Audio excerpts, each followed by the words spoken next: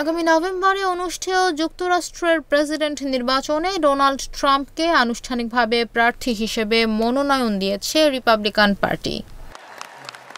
এ সময় ট্রাম্পের running mate অর্থাৎ ভাইস প্রেসিডেন্টের নামও ঘোষণা করা হয়েছে। স্থানীয় সময় সোমবার 15 জুলাই উইসকনসিন অঙ্গরাজ্যের মিলওয়াকিতে রিপাবলিকান পার্টির জাতীয় সম্মেলনে এই ঘোষণা দেওয়া হয়। সম্মেলনে ভাইস প্রেসিডেন্ট প্রার্থী হিসেবে ওহাইও অঙ্গরাজ্যের সিনেটর জেডি ভ্যান্সের নাম ঘোষণা করেন সাবেক মার্কিন প্রেসিডেন্ট ডোনাল্ড ট্রাম্প। ভ্যান্স একসময় ট্রাম্পের কট্টর সমালোচক ছিলেন, কিন্তু 2021 সালে ক্যাপিটল হিলের ঘটনার পর ট্রাম্পের ঘনিষ্ঠ হন তিনি। শনিবার 13 জুলাই পেনসিলভানিয়া অঙ্গরাজ্যের বাটলারে এক সমাবেশে অংশ নেন ট্রাম্প।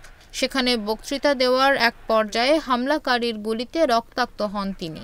আঘাত গুরুতর না হওয়ায় পরদিন রোববারই সম্মেলনে অংশ নিতে মিলওয়াকিতে পৌঁছান তিনি।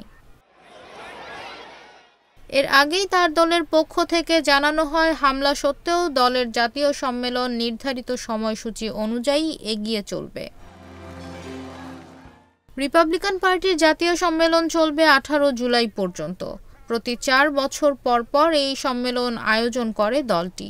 এবারের সম্মেলনে প্রেসিডেন্ট নির্বাচনের জন্য ট্রাম্পকে আনুষ্ঠানিকভাবে মনোনয়ন দেন দলটির বিভিন্ন রাজ্যের প্রতিনিধিরা। রিপাবলিকান দলের 2387 জন প্রতিনিধি তার প্রতি সমর্থন জানিয়েছেন।